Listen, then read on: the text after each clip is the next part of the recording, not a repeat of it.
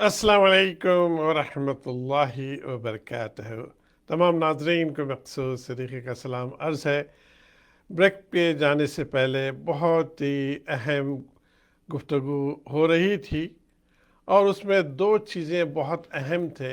ایک تو ہم اللہ سبحانہ تعالی ہمیں جو جسم دیا ہے یہ ظاہر کرتا ہے، یہ تو ہم دیکھ سکتے ہیں ہمارا جسم کس طرح سے اللہ تعالی ہمیں بنایا ہے۔ ہر چیز ہم کس طرح سے اپنے جسم کے لیے غذا استعمال کرتے ہیں، ایک نہیں، دو میں نہیں، تین مرتبہ ہم دن میں کھانا کھاتے ہیں۔ اس کے ساتھ ساتھ ہم فروٹس بھی کھاتے ہیں، وٹامنس بھی لیتے ہیں، اور ساتھ ساتھ جسم کو تازہ رکھنے کے لیے لوشنس لگاتے ہیں، کریمز لگاتے ہیں۔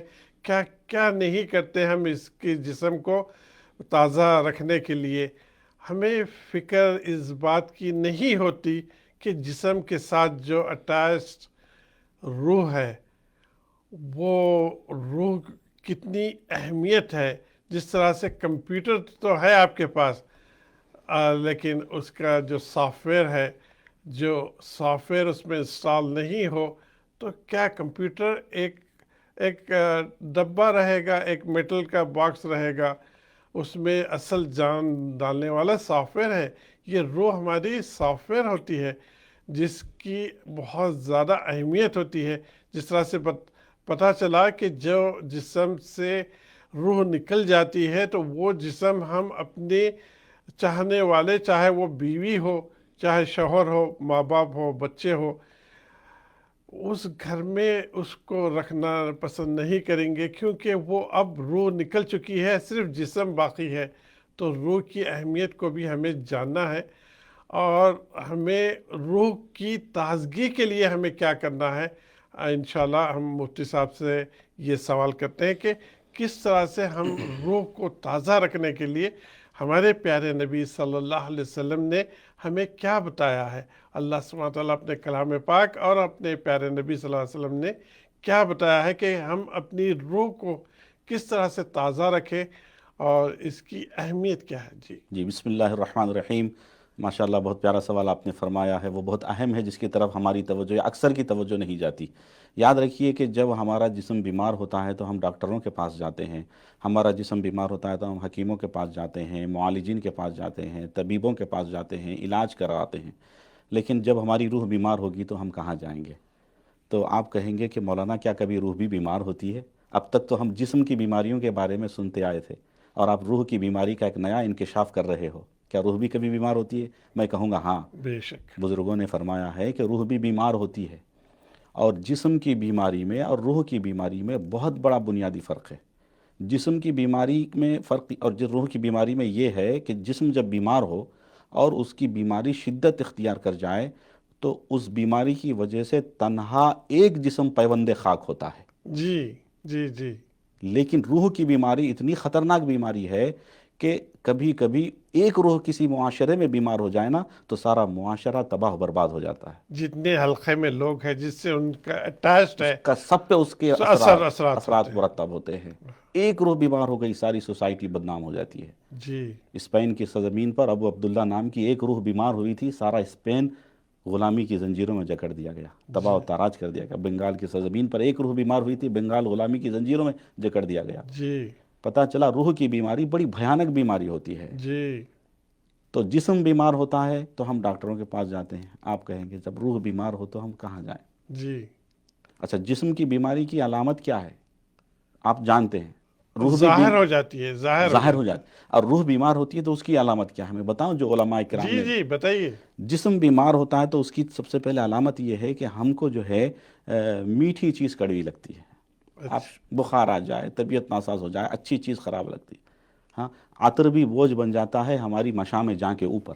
جی باد صبا کے جو جھونکے ہوتے ہیں، نسیم سحر جسے کہتے ہیں، اس کے ٹھنڈے ٹھنڈی ہوا کے جھونکے بھی کبھی بڑے ناگوار گزرتے ہیں ہمارے مزاج پر۔ جی ٹھیک ہے، تو جسم کی بیماری کی علامت یہ ہے کہ میٹھی چیز کڑوی لگتی ہے، اور روح کی بیماری کی علامت یہ ہے کہ حق بات کڑوی لگتی ہے۔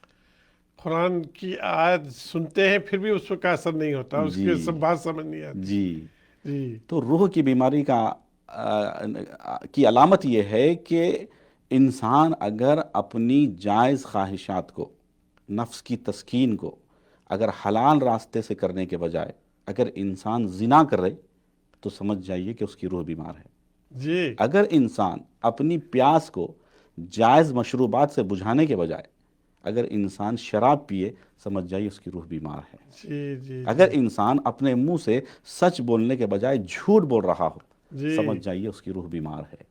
اگر انسان غلامی مصطفیٰ کی سطح پر متحد ہونے کے بجائے منتشر ہو رہا ہو، سمجھ جائیے اس کی روح بیمار ہے۔ اگر انسان اپنی ماں، اپنی بہن، اپنی بیٹی، اپنی بیوی، اپنی بہو کی عزتوں کی حفاظت کرنے کے بجائے اگر انہی کی عصمتوں کا دامن تار تار کر رہا ہو، سمجھ جائیے اس کی روح بیمار ہے۔ بے شک بے شک۔ اگر انسان اپنی آنکھوں سے محبتوں کے پیغام دینے کے بجائے اگر اپنی ہی آنکھوں سے نفرتوں کے شعلے بانٹ رہا ہو، سمجھ جاؤ اس کی روح بیمار ہے۔ بے شک اگر انسان ہواؤں میں اور خلاؤں میں پرواز کر کے وہاں سے پھول برسانے کے بجائے اگر وہاں سے آگ برسا رہا ہو اور بمباری کر رہا ہو، سمجھ جاؤ اس کی روح بیمار ہے۔ بے شک بے روح شک کی بیماری کے بہت سے پیمانے ہیں جو ہمارے بزرگوں اور علماء نے بیان فرمائے ہیں۔ بے تو شک۔ روح اتنی بھیانک ہوتی ہے کہ میٹھی بات یا حق بات اس کو اچھی نہیں لگتی۔ تو جسم بیمار ہوتا ہے تو ہم ڈاکٹروں کے پاس جاتے ہیں۔ آپ کہیں گے تو روح تو بیمار ہو اس تو کو ہم سمجھنا ہے کہ ہمارا دل زنگالود ہو گیا ہے۔ روح اگر بیمار ہو جی تو اس طرح سے بھی ہم سمجھ سکتے ہیں کہ ہمارا جی جو دل ہے وہ زنگالود ہو جاتا ہے۔ جب دل زنگالود ہو جاتا ہے تو جس طرح سے لکڑی پر پالش کی جاتی ہے، پانی ڈالا جاتا ہے، لکڑی وہ پانی کو جذب نہیں کر سکتی، بالکل، اسی طرح سے دل زنگالود ہو جائے، حق بات اثر نہیں کر سکتی۔ حق بات اثر نہیں کرتی، حق بات سمجھ ہی نہیں آ سکتی۔ بالکل۔ جی تو آپ کہیں گے کہ بھائی جسم ہمارا بیمار ہوتا ہے تو ہم ڈاکٹروں کے پاس جاتے ہیں، جی اور روح بیمار ہوگی تو ہم کہاں جائیں؟ جی آئیے اللہ کے کلام سے پوچھتے ہیں۔ اے اللہ کے قرآن تو منزل من السماء کتاب ہے، جی تو اللہ کی کتابوں میں سب سے آخری اور آخری پیغام بن کر نازل کی گئی ہے۔ جی اے قرآن تو ہمارے لیے دستور حیات ہے، ساری انسانیت کے لیے مشعل راہ ہے۔ بے شک اے قرآن تو ہماری رہنمائی فرما جی کہ اگر ہم گناہ کر کے خدا نہ خواستہ اللہ کو ناراض کر لیں تو ہم اللہ کو راضی کرنے کے لیے، ہم روح کو پاک و صاف کرنے کے لیے کہاں جائیں؟ جی تو آئیے سورۃ النساء آیت نمبر 64 میں جی اللہ سبحانہ و تعالیٰ ارشاد فرماتا ہے، جی قرآن ہمیں یہ کہتا ہے وَلَوْ أَنَّهُمْ إِذ ظَّلَمُوا أَنفُسَهُمْ جَاءُوكَ فَاسْتَغْفَرُوا اللَّهَ وَاسْتَغْفَرَ لَهُمُ الرَّسُولُ لَوَجَدُوا اللَّهَ تَوَّابًا رَحِيمًا۔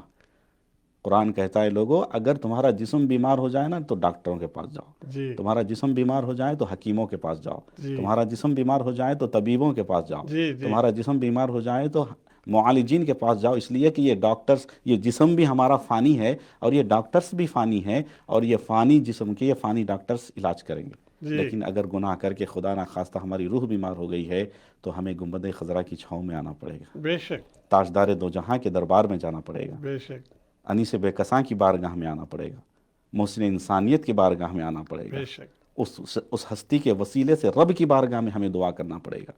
جب ہم بارگاہ میں دعا کریں گے اور سفارش پیارے مصطفیٰ بھی ہم گنہگاروں کی کر دیں گے تو یقیناً اللہ کا قرآن کہتا ہے لَوَجَدُوا اللَّهَ تَوَّابًا رَحِيمًا، تو لوگ ضرور اللہ کا خوب توبہ قبول کرنے والا اور مہربان پائیں گے۔ لوگ کہیں گے کہ بھئی آپ تو بڑی دور کا پتہ بتا دیے، گنبد خضرا تو جو ہے مدینہ منورہ میں ہے، جی وہاں جانے کے لیے عمرہ ویزا یا حج ویزا یا ویزا چاہیے، جی اس کی وہاں جانے فلائٹ کی ٹکٹ چاہیے، وہاں جانے ڈھیر ساری رقم چاہیے۔ ہماری روح بیمار ہے، ہر ایک کے اندر یہ سکت استطاعت نہیں ہوتی کہ اتنی دور جا سکے، اور وہ چاہتا ہو کہ روح کی بیماری کا علاج ہو، روح پاک و صاف ہو، تو وہ کیا کرے؟ تو میں اس کا جواب ایک لفظ میں یہ دینا چاہتا ہوں جی کہ ہم ان سے دور ہیں مگر وہ ہم سے دور نہیں ہیں۔ جی جی جی جی ہم مدینہ پاک میں پیارے مصطفیٰ سے ہم دور ہو گئے ہمارے اعمال کی وجہ سے، ہماری حرکات ایسی نہیں ہیں کہ ہم ان کے قرب حاصل کر سکیں، ورنہ مصطفیٰ تو مومنوں کی جانوں سے زیادہ قریب ہیں۔ تو ہمیں چاہیے کہ ہم ایسے اعمال اختیار کریں کہ اس رسول کے بارگاہ کا قرب حاصل کر سکیں۔ اگر ہمارے اعمال اچھے ہیں، اگر ہمارا ایمان اچھا ہے، اگر ہمارے عقائد اچھے ہیں، ہم یہاں 7 سمندر پار امریکہ میں بیٹھ کر بھی اگر صدق دل سے پیارے مصطفیٰ سے کنیکٹ ہوتے ہیں، ان کو یاد کرتے ہیں، یقیناً ان کی رحمت اپنے دامن میں ہمیں سمو لیتی ہے۔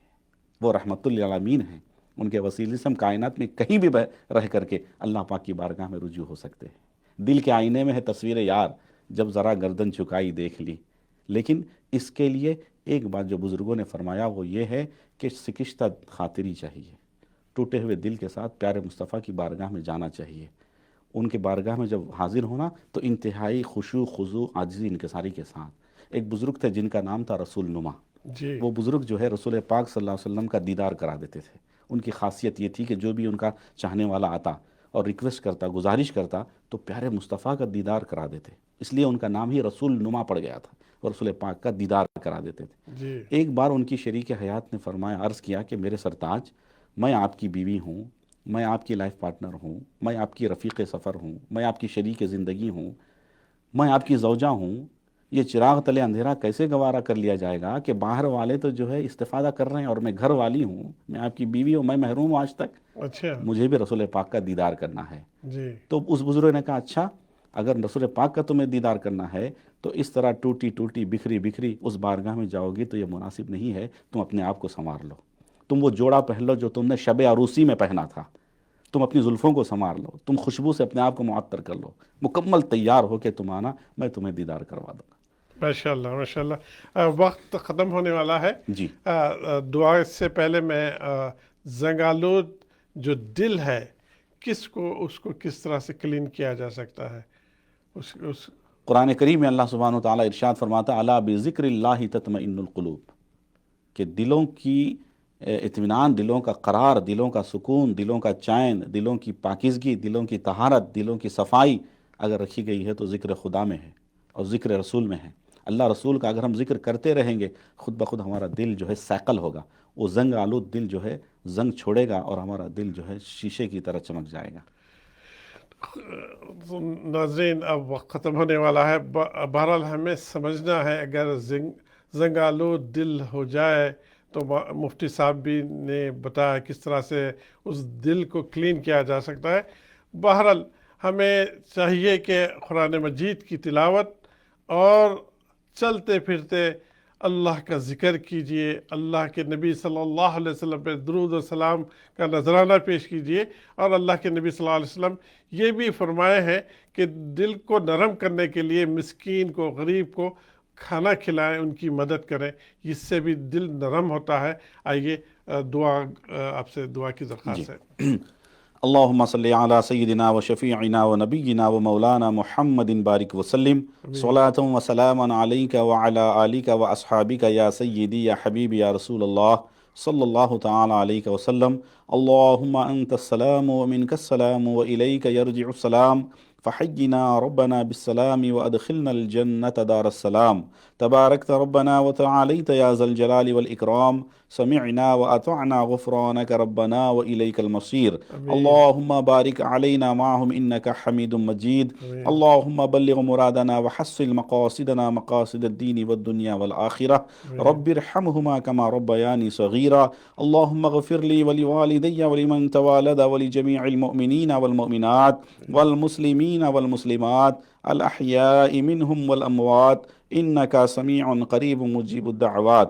رب بالمصطفى بلغ مقاصدنا واغفر لنا ما مضى یا واسع الکرم، فسہل یا الہی کل صعب بحرمتی سید الابرار سہل۔ اے پاک پروردگار اپنے کرم سے اور اپنے پیارے نبی پاک صاحب الاولاق باعث تخلیق دو عالم فخر آدم و بنی آدم جناب محمد رسول اللہ صلی اللہ تعالیٰ علیہ وسلم کے صدقے وسیلے سے ہماری ان دینی خدمات کو قبول فرما۔ اے اللہ اس چینل کے ذریعے سے علی جناب الحاج مقصود صدیقی صاحب نے جو خدمت اسلام کی جو ایک عظیم فریضہ انجام دے رہے مولا، اسے اپنی بارگاہ میں شرف قبولیت عطا فرما، اس کے ذریعے سے اسلام کی روشنی کو پوری دنیا میں عام فرما دے۔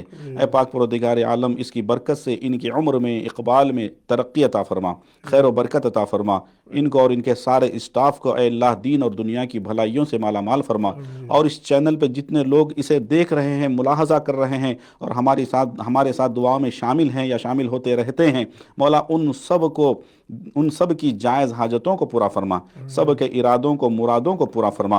اے پاک پروردگار عالم تو رحیم ہے، اللہ کریم ہے، عالم اسلام کے مسلمانوں کی جان مال عزت و آبرو کی حفاظت فرما دے۔ اے اللہ تبارک و تعالیٰ عراق، فلسطین، بوسنیا، چچنیا اور افغانستان، پاکستان اور اس طرح ہندوستان، کشمیر اور امریکہ اور ساری دنیا کے رہنے بسنے والے مسلمانوں کی جان مال عزت و آبرو کی حفاظت فرما، ہمارے والدین کی مغفرت فرما۔ مسلمان گھروں میں جو بچیاں رشتوں کے انتظار میں بیٹھی ہیں ان کے لیے غیب سے نیک نصیب عطا فرما۔ اے اللہ جو مسلمان مقروض ہیں انہیں بار قرض سے سبک دوشی عطا فرما۔ اے اللہ تعالیٰ اپنے کرم سے اور اپنے پیارے نبی کے وسیلے سے ہم کو ایمان کی زندگی عطا فرما اور ایمان پر خاتمہ عطا فرما۔ آمین یا رب العالمین۔ ان اللہ وملائکتہ یصلون علی النبی یا ایہا الذین آمنوا صلوا علیہ وسلموا تسلیما صلی اللہ علی النبی الامی وآلہ وصلی اللہ علیہ وسلم صلاۃ وسلام علیک یا رسول اللہ سبحان ربک رب العزت عما یصفون وسلام علی المرسلین والحمد للہ رب العالمین۔ یا رب العالمین مفتی صاحب کی دعا کو قبول فرما۔ یا اللہ، اللہ کے نبی پیارے نبی صلی اللہ علیہ وسلم تمام امت کے لیے جو دعا کیے ہیں، یا اللہ ہم سب کو اس کا حصہ عطا فرما۔ یا رب العالمین جو بھی اس میں اچھائی تھی اللہ سبحانہ وتعالیٰ آپ ہی کی طرف سے تھی، جو اس میں غلطیاں تھیں کمی پیشی تھی میرے طرف سے تھی، اس کو درگزر کر کے اس پروگرام کو قبول کرے اور اس کا اجر میرے والد مرحوم محمود صدیقی اور میرے والدہ محترمہ حمیدہ صدیقی کو عطا فرما۔ جتنے لوگ اس پروگرام کو دیکھ رہے ہیں یا دیکھنے والے ہیں اور جتنے لوگ اس پروگرام سے منسلک ہیں، یا اللہ ان کے والدین اس دنیا میں نہیں ہے، ان کو بھی اس کا اجر عطا فرما۔ یا اللہ اسی نوٹ کے ساتھ آج کے پروگرام کا اختتام کرتے ہیں۔ یا رب العالمین ہم سب کو صراط مستقیم پر زندگی ڈھالنے کی ہدایت عطا فرما۔ آمین رب العالمین۔ السلام علیکم ورحمۃ اللہ وبرکاتہ۔